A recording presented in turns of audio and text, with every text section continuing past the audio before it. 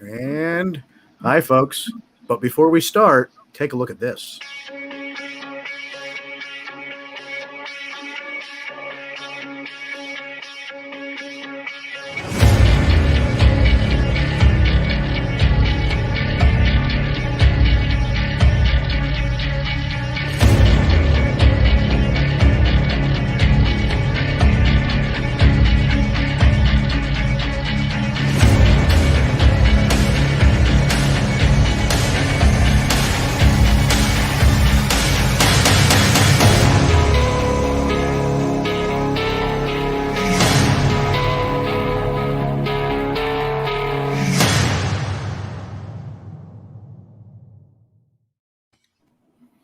And we're live. Good evening, everybody. Welcome to the SasWhat Experience. Sean, the Fort Chop Forker, Vance Nesbitt, Henry May, James Baker, and our guest tonight, Mr. Mark Matzke. Mark, thanks for joining us, man. Good to see you.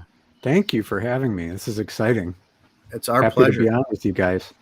We've wanted to have you on the show for a long time, but you're a busy man now in the field, and not just your podcast. You're doing more work with Small Town Monsters, and there's not a group of people I enjoy seeing bringing these stories to life more than you guys, because I know that when you do them, you're doing them with care, with integrity, and you're still having fun while doing it, which is, the most important thing. You're enjoying the process of the work. Yeah, that's kind of the secret sauce, and that now with more behind the scenes stuff, able to observe for themselves how much fun we have doing this. It's sort of the formula of take your subject seriously and yourself not at all, and that's that's how things run around STM. Well, you guys do a wonderful job. I'm a Small Town Monster Squad member. I follow all the behind-the-scenes stuff. Been a supporter since Minerva Monster. Oh, wow. I just love what you guys do. And, you kickstart it whenever. I get to hang out with you guys whenever I'm around. So it's a lot of fun. You guys just do so much, and you're always on the go. And you have, you said, logged more miles personally and professionally here the last year than you have over 15, right? It's crazy. Yeah, it is crazy. And, like the trip that I think we'll probably talk about a little bit tonight is just still fresh in my mind, partially because I'm writing the section on the Olympic Peninsula trip for the book that is part of the Kickstarter, was part of the Kickstarter for backers. And that part of the book in particular is my own journal, basically, because all the different sections are different. And, like, for example, I asked you to participate for UFOs. That's more of letting just about everyone who participated in that shoot tell a little bit of their story and what their interest was or what their involvement was. And that was a lot of fun. Yeah.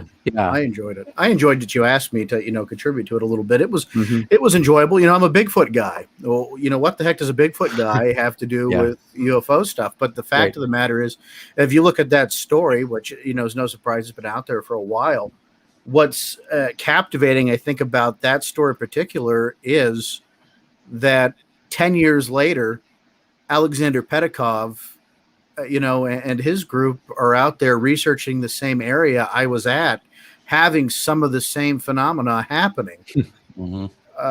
Again, sometimes we talk about that lightning striking twice. We talked about that a little off there with something completely irrelevant. But, as, an investigator and a researcher, Mark, how do you downplay something like that? It becomes hard to, especially when your resources are, not to toot my own horn, or just, credible resources, right? Right. Yeah, and that's you can't help but notice patterns, and I think that's one of the things that increasingly is becoming important. And one of the things that requires is longevity. You can't notice a pattern looking at this stuff for a couple months or even like a year or 2 years. It has to be over the course of a long time to pick up, patterns and recognizing different people have seen essentially the same thing in the same place. And then you can get into things such as what were the conditions like and time of year and things of that nature. And that's something that's really brought to the forefront for me when we were out in New York and saw, some of the work that Steve Kulls has put together, recognizing patterns up and down through Whitehall and so forth. And that's something that he's compiled over the course of 15, 20 years. Yeah. And that's hard-earned information, and it requires that kind of investment of time. Yeah, and it's great to see guys like Steve featured. I've known Steve since, the 2000s, right when he was really starting to get into it. And I've, been with him in different parts of the journey, and I've heard his accounts and the places he's been. It's absolutely incredible to see some of the things that Steve has done. Steve's picked up on. He's wrote some books about it. Knowing Steve, he's not much of a book hucker himself. You know what I mean? It's not a shameless plugger when you get him places, but again, he's a guy that really, and I think he really enjoys the subject and enjoys what he does. And that means all the world. And he's got some great resources up there too. Paul Bartholomew and a lot of the guys up that way, Bill Braun, it doesn't get much better than that. I mean, unless you live here in Pennsylvania with me and, have Stan Gordon's cell phone number, right? So it doesn't get better than that. Right. Yeah, and there was something to be said about talking to Steve, and this was part of his interview, but listening to him tell his own personal sighting story probably 300 yards from the place where it actually happened. Those are the type of experiences that STM has created for me that I think are just so invaluable, just so specific. And you can see, for as much as he's been immersed in this subject, it never fails when he starts talking about his own story. Then it's just a different reaction. You can watch him sort of reliving the experience of seeing one of these things himself. And New York is a pretty cool place. Gorgeous. To absolutely go see. Stunning. Well, you were just out in the Pacific Northwest, which is, on my bucket list of of places to go. And I don't know, does it get more breathtaking than that, Mark? Personally, I don't think so. I've yet to see somewhere else that is a place that I think about almost daily. And breathtaking, spellbinding, whatever you want to call it, it is that for sure. And that built up for me over the course of decades. Because I was probably 6 or 7 years old reading Marion T. Place on the track of Bigfoot, and reading her description of the Pacific Northwest. And I'm sitting in a suburb of Detroit as I'm reading that, wondering, wow, does it really look like that? And then 40 some years later, I'm actually standing in those locations, and it's even better than you could imagine. It's funny that you asked that, or that you made that statement, because just today I was writing. I'll make a long story short. We were in Forks, Washington, which now is probably most well known as being the place where Twilight is set. And if you go to Forks today, just about every storefront that you drive by has got like cardboard teen vampires standing in the windows. Well, that's sad. Yeah, it is. It's just wild. And just to have been out there in Forks is for our own purposes. The point that I was driving at is, come for the monsters, stay for the mountains. And that really, they work your way into your imagination. And the coolest part of all was that I was able to share that with my son, Andy, this last trip. And he actually turned 18 while we were out there. So his 18th birthday was spent out there, like at Lake Crescent and the Olympic Project headquarters and things like that. So it was extremely special time with him. Yeah, that's now more than just a moment. That's a whole memory. No, exactly. For many different reasons. It's a layered memory. Yeah. Mark, you said Marion T. Place, right?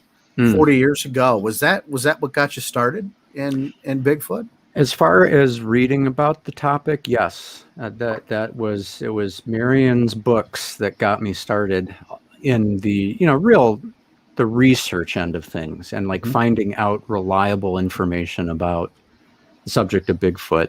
I think that was what sent me to the library to get that information were some of the TV shows that everybody from our generation talks about, like In Search of, $6 Million Man, and Bigfoot and Wild Boy. I think probably more than any other show had an impact on me, because I mean the whole premise of that Saturday morning show was the orphan boy is kind of raised by Bigfoot, and they have adventures and solve crimes and stuff. And little me wanted to know, is there anything to that, or is that just a cool character? What is that all about? And the minute you start reading Place's books, it's like, well, she's taking it pretty seriously. And I recently went back and just reread it for the fun of it, and it's amazing to me how comprehensive her writing really is. I mean, you're introduced in those books to all the principal sort of golden age researchers and personalities like John Green and Patterson Gimlin and Renee DeHinden, and it's all in there just for a junior high reading level. But all the stuff that you would say is sort of formative from that 50s and 60s era is all included in that. She really did her homework on those books. And it's not a name that's thrown around much anymore either, sadly. And I know I have a copy of that book in my house somewhere as well. It's one of the first ones I remember reading. The first one for me was, SasWhat, The Apes Among Us. But when you go to the library, there might have only been 3 or 4 books on Bigfoot. Yeah. One was John Green, always John Green, and the other was Marion T. Place, So, Henry, you got to jump in there. You remember that book? You probably have 14 copies of it, 2 signed. I have at least one. Okay. I have at least one. So, it's good to have, those resources around. And of course, you're a big fan of, Godzilla, Toho, which I find interesting because it's something else that you and I have in common. Yeah. I love monster movies, and sometimes I wonder if it's all correlative. Like, is there a reason why this is all so attractive to me? And, what damaged me as a child that, this stuff is so fascinating. So I try to find people with like interest to find out what damaged them as children when it came to these books. Because that was the only way, and very limited documentaries with the audience now that varies in age. A lot of the, older listeners understand, like us, Mark, that you just couldn't go out and get Bigfoot books or Bigfoot movies or turn the TV on and something was there like today. You really had to go look for it. Yeah, I mean, I love to share this story that it took me probably 10 years, a good 10 years between reading about the Legend of Boggy Creek and actually seeing the film. Because that was a time period where it just didn't exist, except if you happened to see it at a drive-in. It was showing like some type of revival showing of it, or you lucked into a late night independent TV rerun of it somehow. And that was ultimately how I saw it, is that we had just gotten our first VCR, and I saw in the listing it was going to be on at 3 a.m. So I set it to tape, and I finally got to see Legend of Boggy Creek. And I still have that VHS. I haven't played it because it's probably going to break if I try it. But I just remember the feeling of, because I think it was Elwood Bauman book that mentioned that. It was a Scholastic book, Monsters and Mysteries of North America. Yeah. Did it have a footprint on the cover? Was it just like a footprint? It's like a footprint and like a sort of a pen and ink drawing of like a southern looking Bigfoot, almost skunk ape type creature. And I think I have that up in the office. It's a great book. Yeah, and there's like at least 1, maybe 2 chapters devoted to Legend of Boggy Creek. So when I read that, I was like, I have to see this movie. And it took me so long to see it. I think that was part of the the build up to that was just as important as actually seeing it. And to your point, that's something, that waiting and that anticipation is sort of the same thing in the Godzilla giant monster genre. There was a time period where there was no video on demand. You couldn't just pop in whatever or call up on a streaming service, any movie you wanted to see, there were some long waits involved where you had read about these things for months, in some cases years. And then when you finally got to see it, I think the anticipation made it, even better of an experience. And that's something that you can't really recreate, and that, younger generations probably have a hard time understanding what that's like. The Netflix generation, the binge watching. I didn't even know there were Godzilla movies made after Godzilla versus Biollante Mark until Sci-Fi Channel ran a Memorial Day marathon one day when I was in my 20s. I'm like, I missed like this whole, because I didn't do the magazine. I missed all this, and now I'm upset. So I went back and found it. And I could only imagine, just finding out about that today, it would be just mind blowing. But to go back to Bigfoot before we start getting more angry emails, we'll share one later. This is going to be, I wanted to listen to Mark talk about Bigfoot. Well, we're talking about big monsters. It's the same thing. Yeah. Sort of scaled back. And how have you gone about incorporating it into your life? You have a very serious professional job. Has the Bigfoot stuff marred any of that or gotten in the way of any of your professional aspirations? It really hasn't. And I think it's been very interesting to me to see how those two things have coexisted, because, my schedule is such, as a parish pastor, my schedule can change at any moment. Yeah. Like the call can come through and I am needed at the hospital or the nursing home or the private residence, and that takes precedence. And for whatever reason, I can't think of a time where, I've had a day off or an evening where there's some STM event taking place, or even these large scale trips, where the two, where one has caused me to miss out on another. Yeah. And I can't explain it except to say, I guess somebody wants me to be doing Bigfoot stuff as well. And I have a couple theories about that. But the bottom line is, I also think that I benefit from doing what I do at a time where it's increasingly okay to talk about unexplained topics. Where, as recently as probably 10 years ago, a dozen years ago, it really would have been frowned on. Nowadays, there's just an openness to talk about Bigfoot, to talk about the unexplained, and even hauntings and paranormal things, UFOs. And I think that's part of just the culture in which we live and the wide variety of shows people are exposed to. Yeah. But it's also a relief to people, I think, because I know a number of people personally who feel unburdened to be able to talk to me about those, because they feel like there was a time where they probably couldn't have spoken to their minister about such things. They just wouldn't have even tried to, because they were afraid of the response that they would get. And once they learn that I'm open-minded to these things, the stories come out, and you can see the relief on people's faces when they know that they're not going to be laughed at. So I do benefit, I think, from sort of the exposure that Finding Bigfoot and all the rest of those shows have created in the popular consciousness, that, maybe it is okay. And then, of course, not to go off on another tangent, but, all the seriousness with which the current UFO stuff is being taken in the media is changing the way people think about it as well.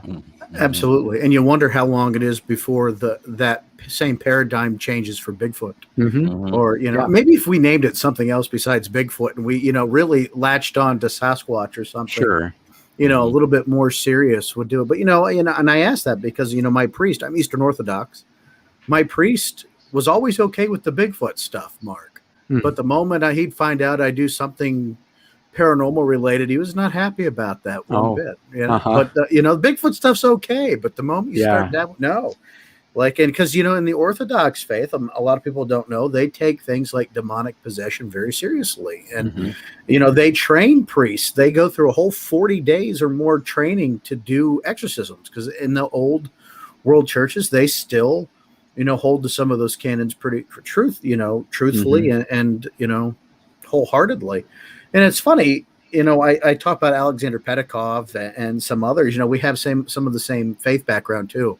Yeah. Which, again, I start putting that in. Is this coincidence, or, were we put in these positions to have these conversations together? Is there a synchronicity there behind all that? Not to get this all off subject again on something else. Yeah. It's conversation to have maybe offline at a dinner or something. But, there's a lot of strange coincidences and synchronicities that add up. And, I think when you have someone like yourself, Mark, you do bring a reverence and a respectability to a field that oftentimes really does need it. There's the tongue in cheek that happens quite a bit, even in our own show. Sometimes we could be more serious about things, and but I think in a serious field that you still have to have a little humor, but you always manage to bring the humor and a respectability to that I've always appreciated, and I think why I've been a tremendous fan of yours for a while. Yeah, that's amazing. Yeah, it's I don't know. I think I find myself being in this really weird situation of seeing, the handwriting on the wall is that I'm the elder statesman of STM. Whether I like it or not, I'm ahead of Seth by about 8 years, I think, which not everybody realizes, I guess. But you look younger. Yeah, I do. But I do. I feel like not only that, but from my background and so forth, I think one of the things I do hope to do, I suppose, is to create a situation where people will. All I'm asking is that people who perhaps thought that this was completely buffoonery, right? And you've all heard the jokes, like Bigfoot is this one singular figure. Like, oh, he's in California. I thought he was in Washington, as if there's only one. And what I'm after is simply to get you to question your doubts about Bigfoot. Yeah. If I can get you to move from, I thought this was completely foolish, to, wow, there might be something to this, then I feel like I've contributed what I have to give, really, to this field. And, you're leveraging you're leveraging your ability to persuade and sort of your position and any trust that people might have in you for whatever reason, to ask them to consider, seriously. I'm not joking about this in the moment. I think there might be an undiscovered something in the woods. And hopefully if you take that seriously, then the people listening to you, no matter where they started, might stop and think about it a little bit deeper. There's so much of a therapeutic piece to what we do, a psychology to it, when you're talking to a witness that, and I spoke to a gentleman a couple weeks ago who's still texting me. We built a good relationship, who really experienced a trauma, Mark. Like, for some people, there's a guy that's hunted his whole life. And I use this example hundreds of times, but it happens quite often, more than people realize, that you have hunters that have been out there for 20, 30, 40 years, not experienced anything. And then one day they see something that changes their life to the point they don't want to go back to these areas they've been hunting. This guy I've been talking to, who's been hunting this area for 20 years and doesn't want to go back. I finally got him to go back with a group of us, a small group. And maybe he's like, I could take it to the road. Maybe I'll go in, maybe I won't. And, there is a traumatic part to these experiences, albeit my own experience. These people, when you make fun of them, or, they're trivialized or minimized, doesn't do them any justice. And you might not believe in something, but it's nice to know there's a guy out there like you, that if somebody like that does experience something, they have somebody to go and talk to. because you can't go to just anybody and talk about this. It's not like you can go to the doctor, make an appointment and say, hey, I'm not feeling quite well. And hey, by the way, when I was out in the woods last week, I saw this 8-foot tall hairy primate. Unless you want to, Prozac prescription pretty quickly, it doesn't happen like that. So your background a little bit, I think, and pastoral care, helps with that. There is a comfort to my father-in-law has a master's in divinity and a minor in psychology, and I always say he'd be a great Bigfoot interviewer, investigator. And I've actually managed to get him to go out. I hit him in the head with a shovel once while we were camping. So I don't know if we'll ever go camping again, but I did finally get him on the fence about it, to consider. Because, it's easy to brush it off. But like you said, when you start having real serious conversations with people that, can have a little bit of a sense of humor with it, but then also realize that this person in front of you is, really experiencing something, they need your help. Like it's changing, and not just to the witness, but to yourself too, right? Right. It's a great deal of trust they put in you. Yeah. And I don't know how much you've put into that yet, but like, have you done a lot of investigating, or has it just kind of been on camera interview style? I think the majority of what I've done has been, in tandem with a project, with a film. And it's interesting because a lot of what I do on a shoot, because I'm not a cameraman, I don't have a discipline that, contributes to the filming of the projects in the moment when we're on site. But what I also end up doing is talking to the subjects in between takes, talking to their family members as we're standing around. I think one of the things that people need to realize if they've never been on a movie sort of project before is that 90% of what you do is stand around waiting for things to happen.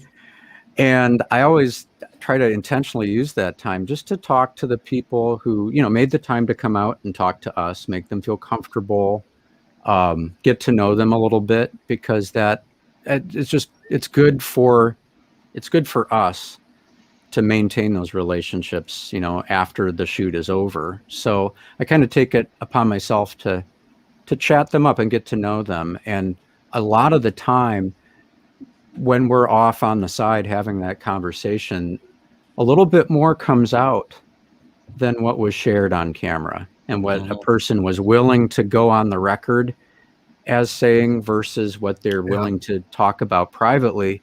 And I end up being on that end of the conversation a lot of the time. So that's been pretty rewarding.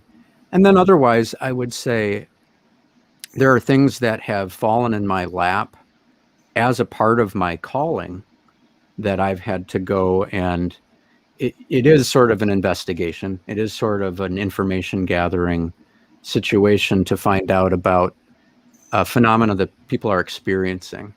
So but those, I have to say, aren't things that I went looking for. They found me, and that's been interesting. It's the same skill set, I suppose, and the same willingness to invest just the time that's necessary to let people get comfortable and share their stories. But it just has occurred to me again and again that a lot of what we do is talking to people and trying to establish, are these credible witnesses or not? And how, kind of being very self-critical about how fallible am I? Can I tell if somebody's just giving me a line, or can I sense when people are being truthful? And that matters a lot, because I've heard many investigators just sort of claim off of the cuff, I can tell when somebody's lying. And whenever somebody says that, I just want to ask them, are you sure you can tell? Because I've been lied to in different situations and bought it. So I think one of the things that is worth looking into is sort of some kind of matrix. Maybe it's more just having more than one person independently interview the same witness because one person may pick up on something else that another may not from an eyewitness. But we are very dependent on eyewitness accounts in this whole endeavor. We really are. Well, I had a good okay. Now that I can communicate effectively, I had experience to what you were saying just now, and Baker was with me, and you know what I'm talking about, James, the guy with the picture. Yeah, I was gonna tell the same story. Yeah, go ahead. No, you tell the story. It's your story. You're the hero. We went to the Pennsylvania Bigfoot. It was one of the years that they had the actual the convention up in with Eric Boltman up in Jeanette. And we had a gentleman that said he had saw something locally. So a lot of us got up that next day and we decided to go up and see him. And we go up to a park and we meet him and they're all talking to him. And he's like, I saw this. And he's got this blowed up picture with like circles on it. Like this is like a ghost cat. And this is Bigfoot's mom. And they see the alien in the back corner. And oh, that's just a rock, like he's got all this. So they're all just kind of asking random questions and whatever. And I said, can I ask a random question here? I said, I don't want to seem like that guy, but do you have the original picture? And he goes, and everybody else kind of looks at me like either they didn't think it was worth asking or they didn't figure he'd show it to us. But I asked, and he shows me a picture, and I have it somewhere, and I'll have to get it for everybody. It's a picture. It looks like grandma's bay windows with a rose bush and some trees. And like, it's just a picture you would have took out of any bay window. But to him, and we talk about how, you say, well, you could tell someone's lying. The problem is that some of these people aren't directly lying. They believe it to a fact, though, that you actually hurt their brain telling them that they might be slightly off. Yeah. And so we followed him into the woods. I took the vehicle route, which I got out of really quickly. You jumped out of a moving vehicle. Yeah. Did you ever see the first Friday the 13th where the woman gets in with Jason Voorhees' mom? That conversation went that well in the vehicle that I was like, nope, not dying here. I said, no, you need to slow down. He goes, no, we're almost. I don't care. I opened the door and I rolled out. Okay. Yeah. And so from my perspective, Kelly Beverly and I are walking down the road. Kelly's not with us any longer, but sadly, I miss Kelly. And we're walking down this road that he and James are driving up. And we just see this door fly open and James like jumping out of a moving vehicle. And I'm like, what? This is the reason I didn't want to ride up the mountain with this guy. Yeah, and then they didn't mention that when they left the vehicle. No, we didn't. We kind of casually just didn't get in as they took off and went up the road. So the whole point of that wasn't to tell a great James Baker jumped out of a moving vehicle story. It was that, to your point, you should always have somebody, along, maybe not just from a safety mechanism, but because other people think differently. I think I'm a pretty good BS detector, but I'm not infallible. And sometimes my heart gets in the way of my mind, and I don't want to hurt someone's feelings by will. Yeah, and where James, sometimes you were gentle with the guy with the picture, but again, you think a different way, and it's just a practical example of what you were talking about there, Mark. Having that ballast or that matrix really would be nice if there was a witness investigation matrix that you could follow this path. And, I have to do it as part of my job to evaluate talent. I couldn't imagine having to do that with a witness, but why not? One more scientific tool, for the bench. Vance, you've been busting to ask some questions. And Forker's been on this 34-minute kick with Mark being a little greedy. It is my show, but that's okay. Yeah, it is your show. That's why I just sit here and just shut it. I'll let you jump on. Okay, so for our listeners and maybe even new listeners, just give us a quick dynamic on how you cross paths with Seth to begin with and start this journey with Small Town Monsters. It's unbelievable story to me, and I still think back to it every so often, with kind of just a feeling of unreality, because it's one of those situations where if you take like a turn left or right, your entire life changes. That's not Right. not what it would have been. Right. So it goes back to 2014. In May of 2014, the Ohio Bigfoot Conference was in full swing. Is a really huge era for that event, in large part because they were getting Finding Bigfoot cast members to come, and multiple cast members at once. And that was a Bob Gimlin year.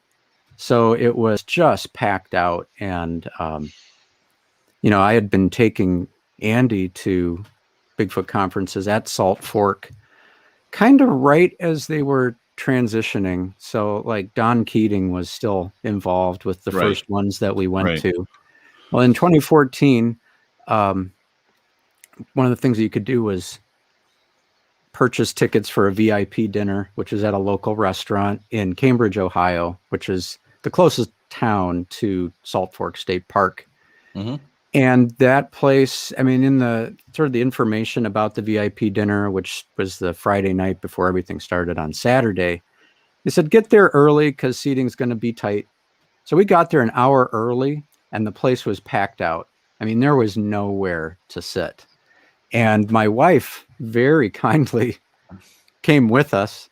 I still am not entirely sure what moved her to go to the conference that year, because she's really not that interested.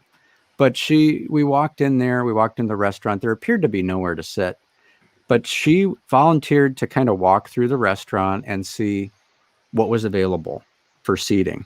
And she came back and she said, I found these two guys. They're in a booth, and I think they'll let us sit with them. Oh, boy. Right. Okay, let's go. And she led us over to the table. And the two guys at the table were Seth Breedlove and his dad, Ronnie. And she said, they said we can sit with them. So we packed into this booth. I mean, it was just a regular booth. So I think it was Seth and me and Andy on one side and Ronnie, Seth's dad, and my wife on the other. And it was just, getting to know you right off the bat, because you're rather close in with these guys. Right. And just the conversation was it was crazy, because we were sitting there talking about obviously Bigfoot stuff, Bigfoot in Ohio. Then it went into Godzilla and comic books, and Pacific Rim had just come out, and we both liked that movie. And I had a book that Seth was interested in, and we lived very close to Salt Fork at that time. So I brought that book back to him the next day. And that's how it started. That was my foot in the door, to get to know Seth. He started recording SasWhat, the podcast, later, it's a couple months later. He started that as a solo show. He had Sean on for one or two episodes, I think. And then he invited me to come on to recap the conference that we had met at. And he never asked me not to come back. So that was sort of how SasWhat got started. And from there, it was just a natural progression where we were recording that remotely, kind of like you all are doing right now for the majority of the run of SasWhat. Really for all of it, except for the few times where we were at conferences and stuff and did a live recording. It was all done remotely in a Google Hangout. And then around episode 100, Seth left the show. My son Andy started doing the show with me for 30, 40 odd episodes. And then we kind of set that aside for a while. But at the same time, Small Town Monsters was going strong, and the movie projects really started to take precedent. And I really wasn't involved in any way with Minerva Monster. But after Minerva Monster, I started to get asked to do certain things with the films, just stuff like proofreading the script, or maybe taking a second pass through the script and punching up some of the language and so forth, to the point that when it came time to do Boggy Creek Monster, Seth invited Andy and I to go down with the team for the filming of that. And of course, that was a huge moment to go to the Monster Mart and to go to all these locations that are pretty iconic. And like the last day of filming, we ended up at the Cersei house and walked around that. And just, long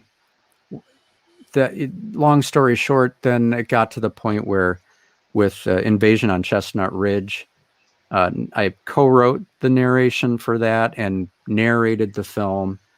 Seth knew how fond I was of the Chestnut Ridge as a region, and Stan, I kind of helped introduce Stan to Seth and vice versa. And Stan was obviously instrumental in Invasion. And so so since then, I've been involved. It's never the same thing twice with any of these projects. Like sometimes I'll co-write, sometimes I'll narrate. I've ended up in front of the camera now on a bunch of On the Trail Ofs, which has been kind of a different thing to go about doing. And so it's just been this cool progression and catch as catch can with my time. I mean, as I mentioned earlier in the show, it just always seems like I devote a little bit of time to do some of these projects, and everything else works out around that. And I'm just grateful. I'm really thankful that it works that way, because these are two things that could easily run into each other and vie for attention. And it's so far so good. It's really worked out. It's your calling to do both. Yeah. Yeah, that's your calling. And I believe I certainly believe in that aspect of it. Was this coincidence? I don't think so. I think that path was guided out so that this booth was available for you guys to be able to meet with each other, and then it's on to Monsteropolis. Yeah, Monsteropolis is that was a huge surprise for me, and what I mean by that is it was Seth's idea to leave with episode 100 of SasWhat, and I think that was partially driven by a lot of the drama in the community at the time. Kind of pushed him out. Not so much pushed him out, but he kind of just lost his drive to get into it at a podcast week in, week out level. But Seth really surprised me by saying, I miss podcasting. I miss doing it. I'm not interested in a week in, week out Bigfoot show, but certainly one that we could incorporate the topic of Bigfoot and other unexplained stuff and mix in the movie making as well. And we were able to partner with a community radio station in Wadsworth that broadcasts, it's not live, but it takes the latest show and broadcasts that out. So that's pretty cool to see. And so we've passed 100 episods of Monsteropolis now. Isn't that and crazy? I think that goes? It is crazy. Yeah. I mean, it snuck up on us truly, because we just weren't thinking of it in those terms. But I guess the bottom line with Monsteropolis, the great difference is that we actually, since SasWhat ended and other things have happened, I've moved back to Northeast Ohio so that the Monsteropolis episodes we've recorded together, almost all of them. And the ones where it's Seth and myself, we've been in the same room, and it's just playing off each other is so much easier to do in person. Makes a world of difference, though, doesn't it? Yeah, it absolutely does. Yeah. And so it's been fun, just that whole progression to where, and it's just so weird, I have to say, because I don't know about you guys, but once I record a podcast episode, I don't really think about it anymore. It's just sort of out there, and you just go on with your life. But like the other weekend, we premiered On the Trail of Bigfoot, The Journey, at our favorite place to show movies, the Canton Palace Theater. And at the end of that, somebody came up to us. I had never met this person before, and they had a Monsteropolis t-shirt on. And I think I stared at them maybe a little too long. So I was like, Yeah, Wow, right? really? Is this real? Yeah. You listen to that? I wanted to ask him why. Yeah. But it was really cool. And I mean, I've had that happen more than once, and it's just unsettling almost, but in a good way. I mean, people have been super cool about it, but the fact that they listen and they write, like we got a Facebook message this week from a listener in Scotland. Oh, It's like, really? And she was quoting some sort of big gray man that's like a Bigfoot legend from her region of Scotland. So I want to talk to her more about that. But just the fact that these things have a life online that you don't even think about usually is super interesting to me. So let me ask you another question. If it weren't, let's just take the Sasquatch, Bigfoot, Yeti, Yowie, whatever you want to refer to it as, out of the equation, what would be your next cryptid besides fictional, like big monster, Hollywood, but cryptids that are undiscovered? Do you have one that you're fascinated with outside of Sasquatch? Oh yeah, I mean, the one story in particular, I think this captured my imagination as a kid, because one of the other just completely formative books for me was Mysterious America by Lauren Coleman, of course. Right. That chapter on the Dover Demon just really grabbed my attention. And I would read that and reread that. And at the time, I mean, the picture of the Dover Demon kind of creeped me out for the same reason that the cover of Communion by Whitley Strieber, that bugged me a lot. I mean, I read that book cover to cover, but then I'd turn it upside down so I wouldn't have to look at the picture on the front. And now it's kind of mundane when you see that cover. It's like, because we've been presented so many different versions of the same thing that you're kind of numb to it now. But when that first came out, my mother had the book, and I'm like, no, I don't want any part of what you're reading. No. So I get it. So Dover Demon is one. I think. I mean, other cryptids would be. I read a book about the Jersey Devil, and I have no clue what the Jersey Devil could potentially be, actually, but the story behind it to me is so fascinating. And there is a book, I think the author's name is Brian Regal, who wrote sort of a cultural history of the Jersey Devil, having to do with religious ideas in the colonies, and ways of isolating people who are different, by saying, well, you do this, you do that, therefore you must be of the devil.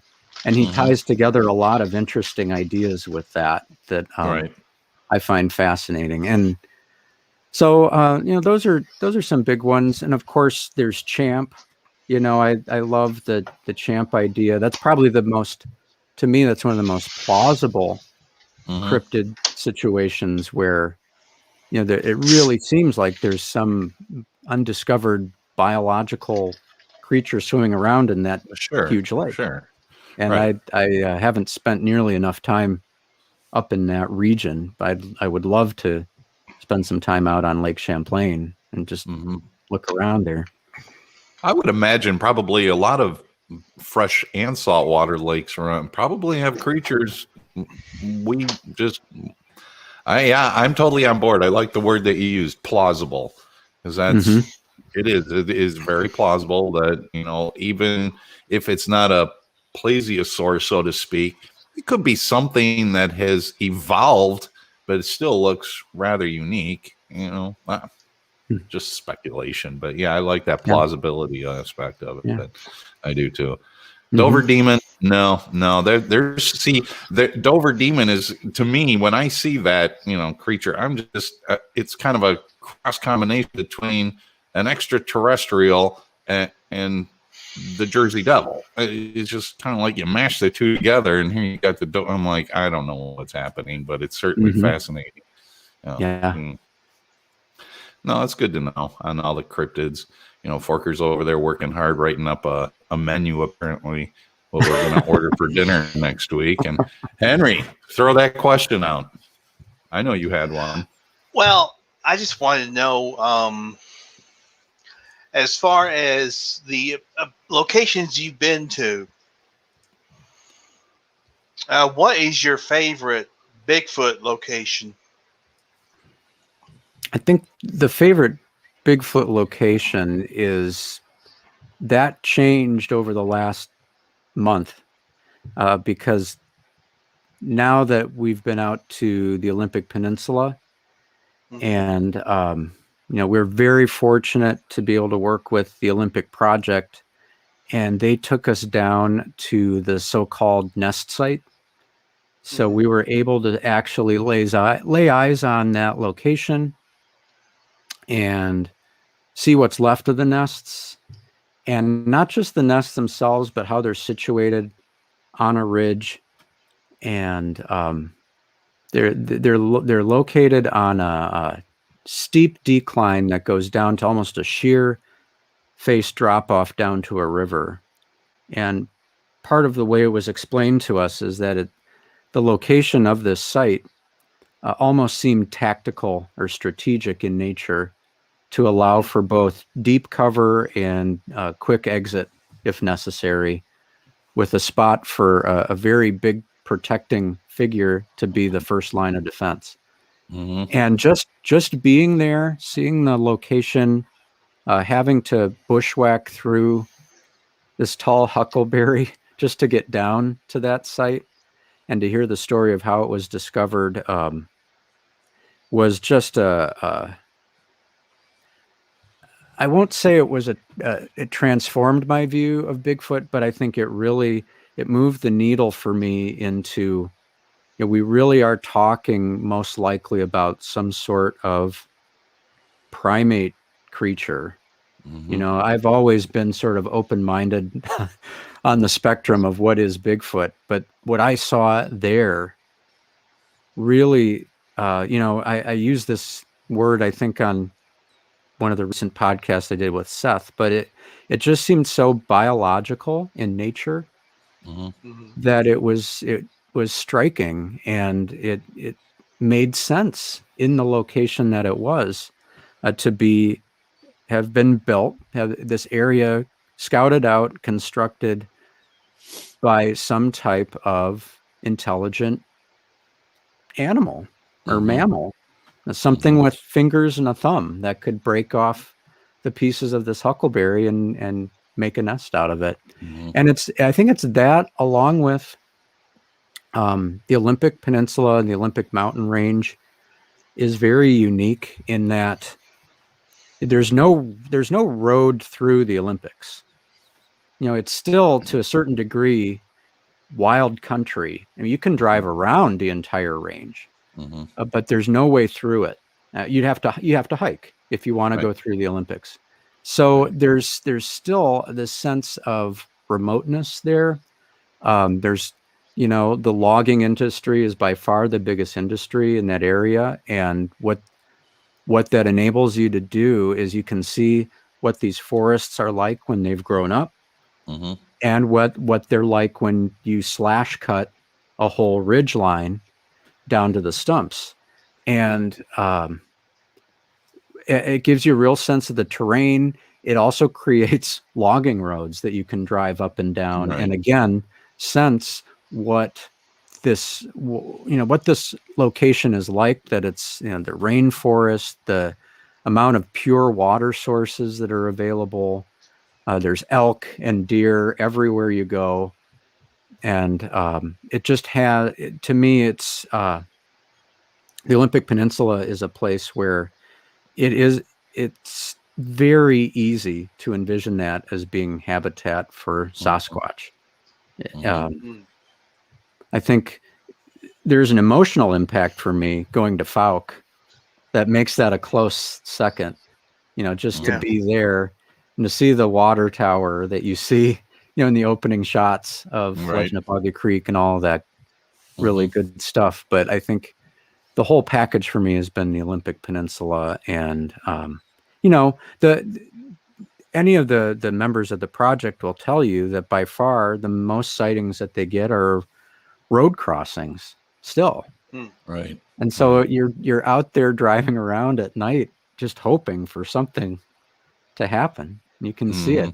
You can see what that could potentially be like for people.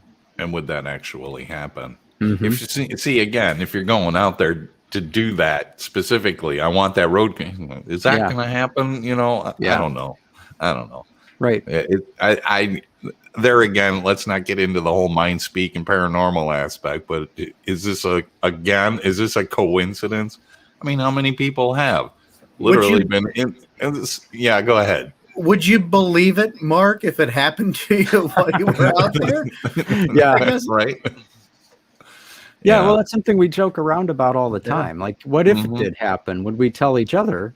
Yeah, right. Would you keep it to yourself? I mean, I think we would, within the group, we'd definitely talk about it and talk about what we've seen. But yeah, I mean, if that did happen, I think the first thing that you would do is doubt your own senses, right? I mean, because what are the odds, really? Because it is like, Vance, just as you say, it's, I mean, you know, the historical reports, it's almost never the person who's going out looking for a Bigfoot that sees one. It's the person who didn't think there's any chance they existed.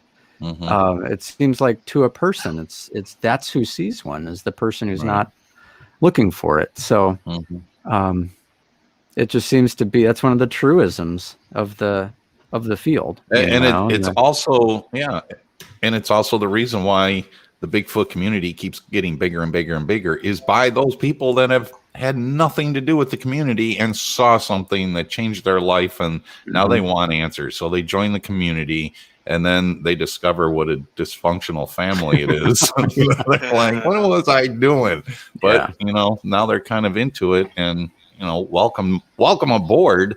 And we want to talk to you, but no, we don't. You might. I don't. You don't want to talk to the dysfunctionality? That could be amusing. I really don't anymore. I've got the people I want to talk with now. I'm okay with that. Yeah.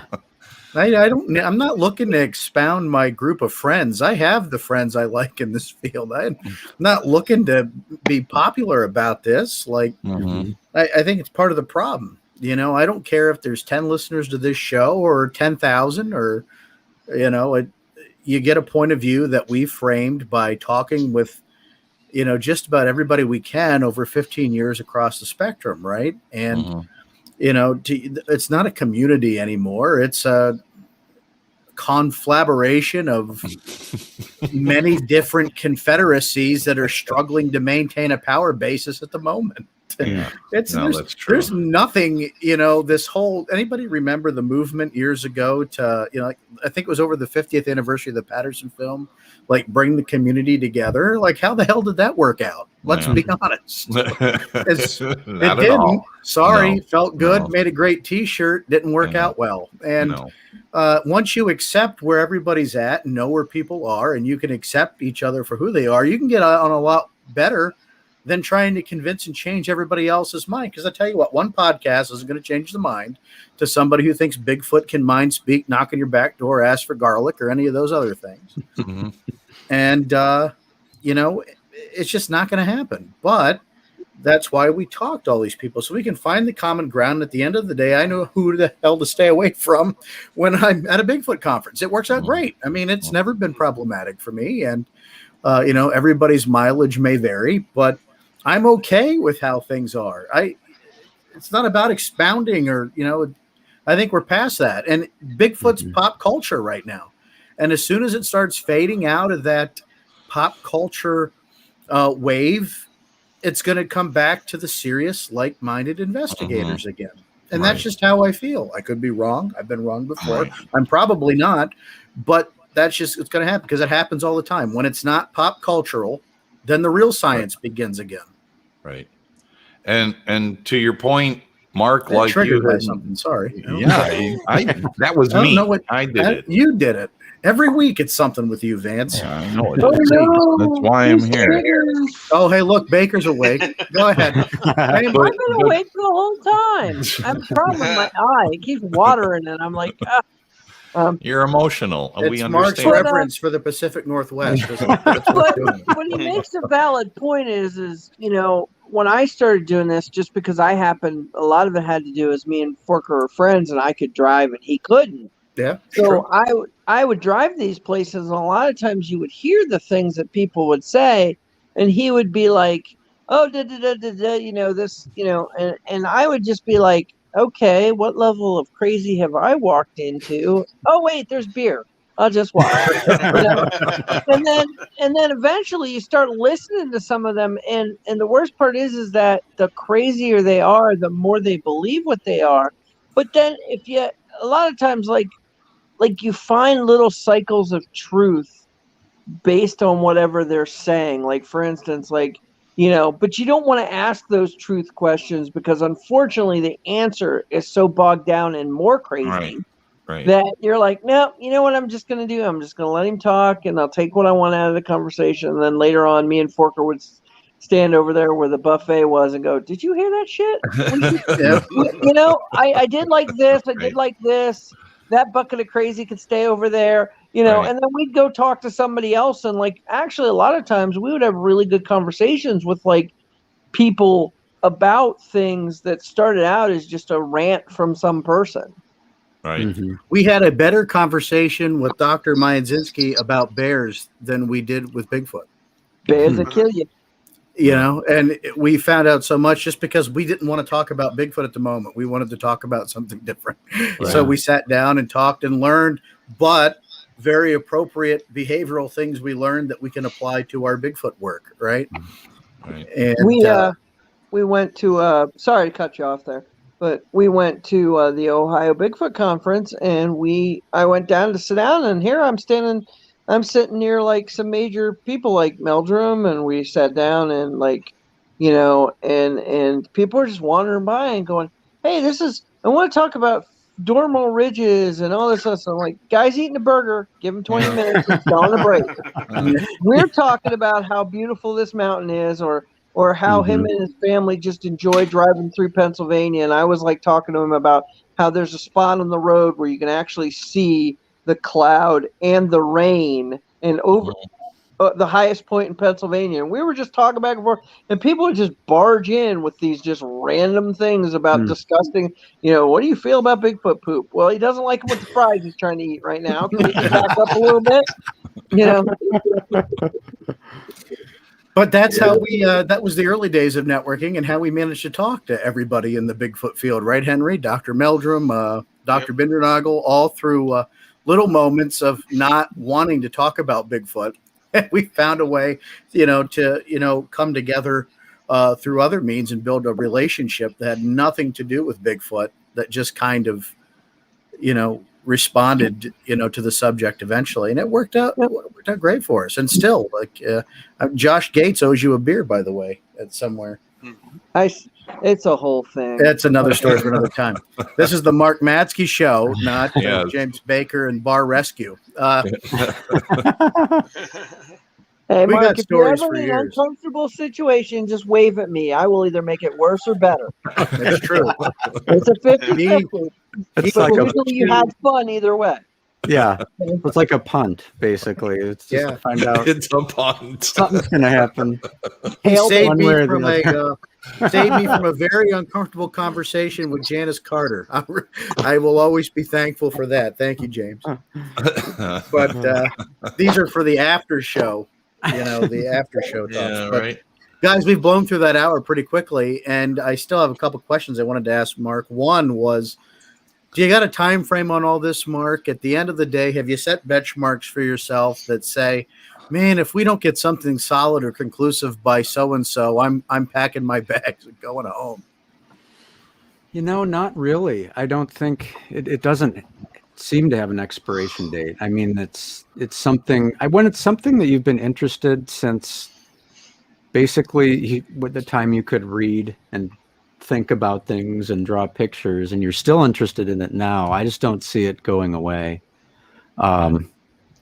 You know, and I think to have an expectation that our work is going to prove something, or we're going to be the ones who bring in the evidence, mean, that just ignores the historical record completely. Because, you have guys like Rene DeHinden, for example, who are out there for most of their adult lives, and they didn't produce, besides track casts and evidence of that nature, he didn't even have his own experience with the creature that I'm aware of. You can't have an expectation, I don't think, that you're going to be the one, or you're destined to be the team that's going to make it happen. It's more about some of the stuff that you were talking about just now, like the people that you meet along the way, those off the record conversations that you have, or just related to them as people. I mean, those are the things that I treasure to this day as being some of the greatest moments of being involved in this whole pursuit. Like being at Monster Bash and having Stan bring us his famous meatballs, and driving him around in our car and just talking to him about his family and stuff like that. Or picking up Lauren Coleman from the airport and driving him to Minerva for Minerva Monster Day, and just talking to him about all manner of things. I mean, I think you have to be very aware that the pursuit is important, and I think that it's of itself, it's worthwhile. But what's just as important are the people who are on this wild journey with you, and to make sure that you kind of pay attention to those things while you can. It's a good point. It's a very good point. And, I don't know if I mentioned this to Sean or not, but even if there is a discovery wherever, whether it be in the Pacific Northwest, that doesn't answer the question what's going on around the rest of the world. So I think that mystery will still continue, because now, is this the same DNA that's in Florida as what we've discovered wherever it was discovered? Let's say that happened. I think that mystery book is still going to stay wide open as to answering those questions, and I don't know that the community will go anywhere. You'll have something to work with, but yeah. Bake and I are going to retire. If that's the case, we're done. Like, that's it. What does they say at the end of Harry and the Hendersons? There's always Loch Ness. That's where James and I are getting a boat. And we're bringing Lauren Coleman. Yeah, we got to bring Lauren.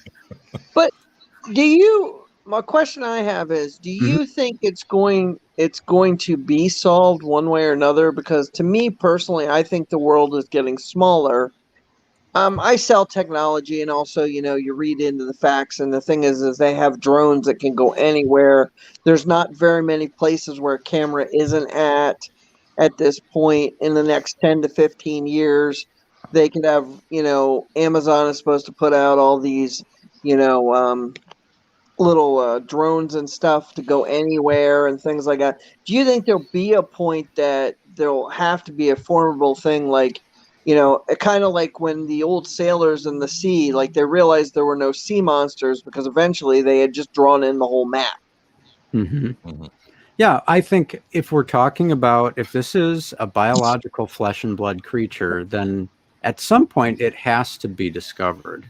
I don't think it's going to evade our detection forever. And I mean, and you think back, like the one example that's always utilized is the mountain gorilla. I mean, people laughed at the idea of the mountain gorilla. They thought it was ridiculous until they were discovered, and it was figured out where they lived and how, and now everyone just accepts that they're real. They're not everywhere, obviously, but they're in certain places, and it's not unheard of still to this day for large scale, actual animals to avoid detection for a long time. And I guess that's my way of thinking about it, is, as you say, with the technological advances, with more and more people simply in the world with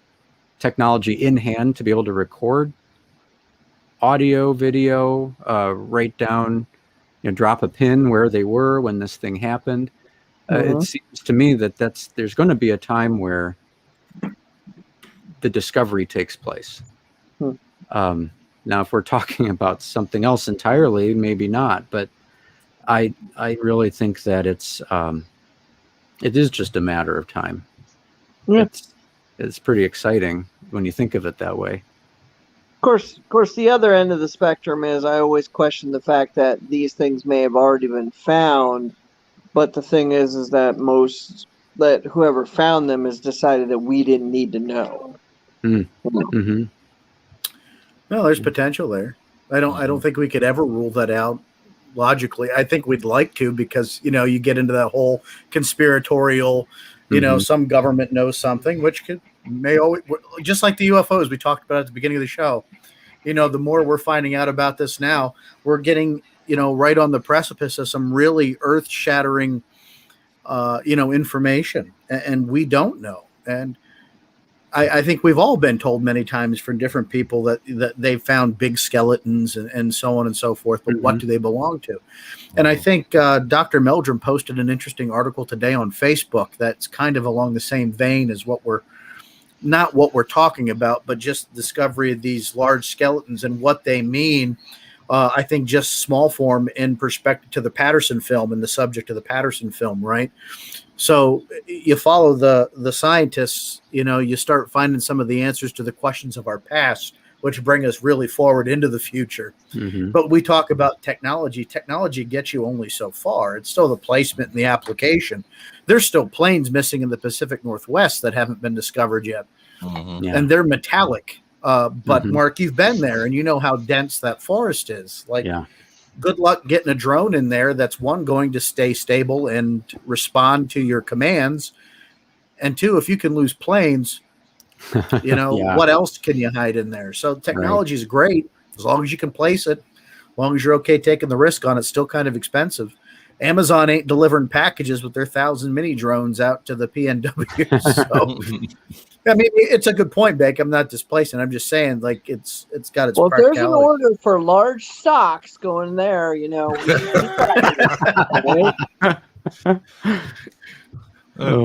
do you have any final thoughts for the audience tonight as we wrap the show up? Oh man, final thoughts. Well, I guess what I would encourage people to do is get involved in whatever way. Whatever suits your interests and your abilities. And I say that as somebody who, would probably have been content to sit on the sidelines of this and just read the books and just go to the conferences, meet the people, and then go home and live the rest of my life. But, when the opportunity presented itself to get more involved in the search, I did. And, for 7 years now, I've done things and been places I would never have imagined I would ever see or do. And it's all because I just said yes to a few things. So I guess that would be my final words, I guess, to your listeners, is that if there's a piece of this that you want to investigate or get involved some way, I know, we sometimes talk about the community in certain ways, and it deserves the criticism that it receives. But I've met a lot of great people too, and people that that I trust intrinsically. I've let them drive me up precarious mountain passes, and my life is in their hands. And they took good care of me, and all those sorts of things. So I say all of that just to say, do something. Don't worry about how you're going to be received. If you intrinsically are interested in this subject, there is a reward for getting involved, and I'd go for it. Don't wait. There's good stuff happening in this community as well. No, very good point. Sounds good. I was going to have Henry wrap it up, but good night, everybody. See you later. Mark, where can folks find out more about you and your work? Well, all of our Monsteropolis stuff is available on the typical platforms, starting with Facebook and Twitter, Instagram. We're on all the basic podcatchers, I suppose. Smalltownmonsters.com is really sort of the central location for everything that we're doing at a given moment. Check out the Small Town Monsters page on YouTube. And I guess I'll put this plug in that what just posted was Alexander Petikoff's, the first of his Beyond the Trail series. It's the Granite State Bigfoot case, and it's one that he personally investigated and talks about experiences of his own. There's some cool audio on that, and that's just free on YouTube. Anybody with YouTube can go watch that, and if nothing else, it'll make you want to go to New Hampshire, like pack up your stuff and go there just for the weekend, because it's beautiful, and it's so extremely wild. I think that's Alex is kind of single-handedly making New Hampshire a destination, I think, because it just has flown under the radar so much. But it's the second most forested state after Maine. And that by itself, I think, makes it worthy of our attention. So that's more than maple syrup, right? That's for sure. Yeah. More than maple syrup. It also has the highest mountain east of the Mississippi. Mount Washington. Well, there you go. Yeah. Vance, where can folks find out more about you? Oh, they don't want to find out about me. Oh, no. All right, next, Henry? No. Yeah, right. No, Facebook at Vance A. Nesbitt. Sean, what's the A stand for again? I'm not going to say it. There's a ministry with us right now. I have some reservations, okay? I'm semi-reserved. And then on Instagram, Vance_Nesbitt_STF News. Stranger Than Fiction, by the way. Stranger Than Fiction is what the STF stands for. Henry? Yeah. Where could folks find you? Folks can find me under Henry B. May the 4th on Facebook. He keeps it simple. We like that. Baker? Yeah. I'm findable. You just may not want to do that. Okay. Public service. Anywhere you see someone trolling a retail store website or, post offices, or you find Sean, usually I'm a few feet behind there or somewhere within region. They have a, fresh made donut cart. Yeah, that's me. That's my best friend, folks, right there, James Baker. Guys, I'm Sean the Fork Chop Forker. You can find me everywhere. I'm my name at Sean Forker, everywhere on social media. Tune in 2 weeks, not next week because we won't be here, but the week after, we've got Larry Beans Baxter on the show. He's going to be talking about his latest book and the interesting things happening in Alaska.